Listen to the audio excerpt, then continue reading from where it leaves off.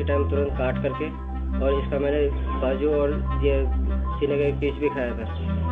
अच्छा। हाँ जी, जो मैंने घर में ही मतलब किचन में बनाया था। आपने कई अजीब हत्याकांड सुने होंगे, लेकिन आज मैं आपको ऐसे केस के बारे में बताने वाला हूं जिसे सुन के आपकी रूह कांप जाएगी। इस कहानी में मर्डर, सेक्स और आदमखोरी है। आसान भाषा में बताए तो कातिल इंसानों का मांस खाता था। यह कहानी है साल 2005 की। भारत की राजधानी दिल्ली के बॉर्डर पर एक छोटा सा गांव है जिसका नाम निठारी है। यहाँ पर रहने वाले ज्यादातर लोग इकोनॉमिक माइग्रेंट्स हैं, मतलब यहाँ पर बंगाल, उत्तर प्रदेश और बिहार से लोग आकर बस गए हैं। साल 2005 से निठारी के कई बच्चे लापता होना चालू हो गए थे। बस्ती के पास एक टंकी थी। काफी सारे बच्चे उस टंकी के पास ही आखिरी बार दिखाई दिए थे। इसीलिए उस टंकी के इलाके को बस्ती वाले भूतिया जगह कहते थे और वहां जाने से डरते थे। वहां के लोगों ने काफी बार पुलिस स्टेशन में जाकर बच्चों के लापता होने की रिपोर्ट लिखाई, लेकिन पुलिस उनके बातों को नजरअंदाज करती थी, क्योंकि उन्हें लगता था कि वे अपने बच्चों को खुद पैसों के लिए बेच डालते हैं। 5 मार्च के दिन बच्चे बस्ती के नजदीक के एक मैदान में क्रिकेट खेल रहे थे। तभी उनका बॉल एक नाली के अंदर गिर जाता है। जब उसमें से एक बच्चा बॉल निकालने जाता है तो उसे बॉल के नजदीक एक इंसान का हाथ दिखाई पड़ता है। बच्चे उस हाथ को देखकर डर जाते हैं और बस्ती के बड़े लोग पुलिस को खबर करते हैं। लेकिन हर बार की तरह पुलिस उस बात को भी नजरअंदाज कर देती है, ये कह के कि वह किसी जानवर का हाथ है, इंसान का नहीं। यह कहकर पुलिस वहां से चले जाती है। जिनके बच्चे खो गए थे वे पुलिस के सहायता के बिना अपने बच्चों को ढूंढना चालू करते हैं। वे लोग गली गली में अपने बच्चों के गुमशुदगी के पोस्टर लगाते हैं, लेकिन यह सब करने के बाद भी किसी भी बच्चे का पता नहीं चलता। कुछ महीनों बाद और एक लड़की उस बस्ती से गायब हो जाती है, लेकिन इस समय गायब होने वाली लड़की की उम्र 20-22 साल की थी। उस लड़की के पिता नंदलाल पुलिस के पास कंप्लेंट लिखवाने जाते हैं और पुलिस यह कहकर उन्हें भगा देती है कि लड़की बड़ी है, शायद किसी लड़के के साथ प्यार के चक्कर में भाग गई होगी। नंदलाल बेटी के दुख में कहता है कि मेरी बेटी किसी के साथ भागी नहीं है, बल्कि वह D5 से गायब हुई है। उसका कहना था कि रोजाना एक रिक्शा वाला उसे काम पर छोड़ने और लाने के लिए आता था और उसी रिक्शा वाले ने उसे आखिरी बार D5 के बाहर छोड़ा था। आप सोच रहे होंगे ये D5 क्या है? D5 एक कोठी है सेक्टर 31 में। ये कोठी ज्यादातर खाली ही रहती थी। घर के मालिक मोनिंदर सिंह पंढेर कभी कभार ही उस घर में आते थे, लेकिन उनका नौकर सुरेंद्र कोली वहां पर रहता था। लड़की के पिता उसे हर जगह ढूंढते हैं, लेकिन वह कहीं नहीं मिलती। आखिरकार नंदलाल सीनियर पुलिस ऑफिसर्स से मदद की गुहार लगाता है और वे मान जाते हैं। पुलिस लड़की के मोबाइल नंबर के मदद से लापता होने वाले दिन की लोकेशन निकालते हैं, तो ये बात पक्की हो जाती है कि वह लड़की गायब होने के दिन उसी D5 कोठी के एरिया में थी। पुलिस काम पर लग जाती है और D5 के मालिक मोनिंदर सिंह पंढेर से पूछताछ करती है, लेकिन वह बताता है कि जिस दिन वह लड़की गायब हुई थी तब वह निठारी में था ही नहीं, बल्कि वह चंडीगढ़ में था। जब पुलिस उस बात को वेरीफाई करती है तब सच में मोनिंदर उस दिन चंडीगढ़ में ही था। जब पुलिस उनसे पूछते हैं कि क्या आप उस लड़की को जानते थे, तब मोनिंदर ऐसी कुछ बात पुलिसों को बताता है जिसे सुनकर पुलिस को भी झटका लगता है। मोनिंदर कहता है कि वह उस लड़की को अच्छी तरह से जानता था, क्योंकि वह लड़की एक कॉल गर्ल थी और वह उसे अक्सर अपने कोठी पर बुलाया करता था और इसके बदले उसे और उसके बाप को अच्छा खासा पैसा दिया करता था। जब पुलिस इस बात की सत्यता जानने के लिए नंदलाल के पास जाती है तो नंदलाल कबूल करता है कि उसकी बेटी कॉल गर्ल थी और वह एक बाप होने के बावजूद उसकी मदद करता था। यह सब सुनकर पुलिस को झटका लगता है, क्योंकि कौन सा पिता अपने बेटी को एक कॉल गर्ल बना सकता है।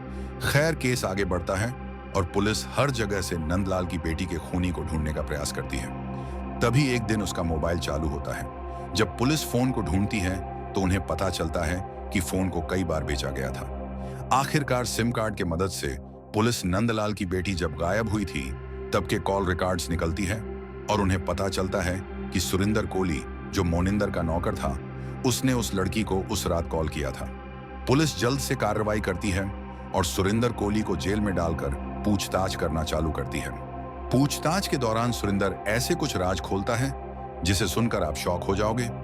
जब पुलिस उसे नंदलाल की बेटी गायब कैसे हुई और उसे उस दिन क्यों कॉल किया था ये पूछती है, तब वह बताता है कि मोनिंदर उस दिन घर पर नहीं था, इसलिए उसने नंदलाल की बेटी को कस्टमर की तौर पर कॉल किया। लेकिन जब वह घर पर आई और उसे पता चला कि उसे एक नौकर ने फोन किया है, तो वह गुस्सा हो गई। फिर दोनों में झगड़ा हुआ। सुरिंदर ने उसे पैसे भी दिए, लेकिन वह उसे भिखारी, नौकर ये सब बोलने लगी। और फिर सुरिंदर ने उसी के पल्लू के मदद से उसका गला दबाकर उसे मार दिया। सुरिंदर ने बताया कि उसके मरने के बाद उसके शव के साथ उसने दरिंदगी की और उसके बाद उसके शव को टुकड़ों में काट दिया। उसके बाद सुरिंदर ने उन टुकड़ों को मोनिंदर के घर के गार्डन एरिया में दफना दिया।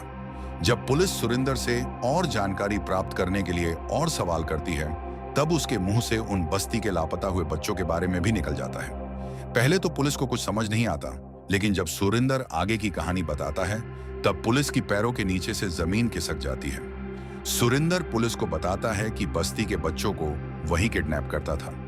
उन्हें घर लाकर वह उनके साथ दरिंदगी करता था और फिर उनके टुकड़े करके उनके ऑर्गन्स को बेच डालता था। और उसके बाद जिन अंगों को वह नहीं बेचता था, उनमें से कुछ अंगों को वह घर पर पकाकर खाता था और कुछ को नजदीक के एक नाले में फेंक डालता था। ऐसे उसने कई बच्चों को खाया था और उन्हें फिर उस नाले में फेंका था।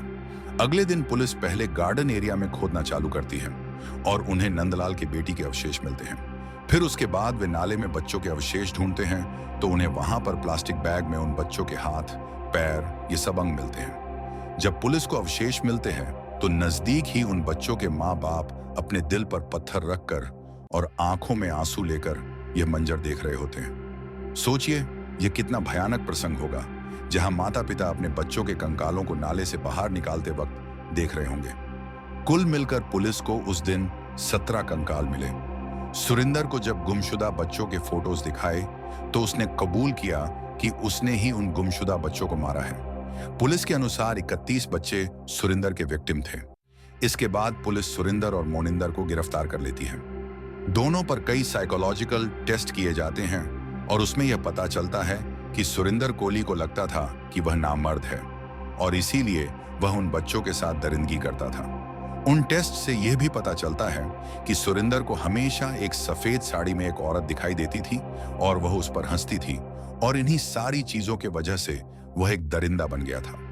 दूसरी ओर पुलिस और लोगों के मन में यह सवाल आता है कि उस घर के मालिक मोनिंदर पंढेर को कैसे नहीं पता कि उसका नौकर उसी के घर में नादान बच्चों से दरिंदगी कर रहा है और फिर उनकी हत्या कर रहा है। कुछ रिपोर्टर्स और पुलिस अफसर जो इस केस से पहले से जुड़े हुए थे, वह बताते हैं कि सुरिंदर और मोनिंदर ने पुलिस के सामने शुरुआत में कन्फेस किया था कि पहले सुरिंदर उन बच्चों को किडनैप कर घर लाता था और मोनिंदर पंढेर उनके साथ दरिंदगी करता था।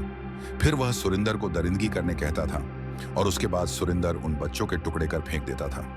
पुलिस ने यह सारी बातें अपने डायरी में लिखकर रखी थी, परंतु जब यह केस सीबीआई के पास गया, तो सीबीआई ने हमेशा सुरिंदर को ही मेन विक्टिम के तौर पर पेश किया और पुलिस के डायरी में लिखी जानकारी को गलत ठहराया जाता है। इसके बाद इस केस की कोर्ट में लंबी सुनवाई होती है और आखिरकार सुरिंदर कोहली पर 16 मर्डर के आरोप लगते हैं। 2014 में सुरिंदर को फांसी की सजा सुनाई जाती है, लेकिन कुछ ही घंटे पहले कुछ देश के बड़े लॉयर्स और एक्टिविस्ट सुप्रीम कोर्ट चले जाते हैं और कहते हैं कि सुरिंदर को अब तक अपना पक्ष रखने का बराबर मौका नहीं मिला है। और फांसी के कुछ घंटे पहले सुप्रीम कोर्ट सुरिंदर के फांसी की सजा को रोक देती है। पंढेर को 7 साल की सजा सुनाई गई थी और 2022 तक सुरिंदर को 14 बार डेथ पेनल्टी सुनाई गई है, लेकिन किसी न किसी कारण से उसको फांसी की सजा नहीं हुई। तो यह थी हमारी कहानी। हम इस वीडियो से किसी को डराना नहीं चाहते, बस हम आप सभी को जानकारी देना चाहते हैं। धन्यवाद।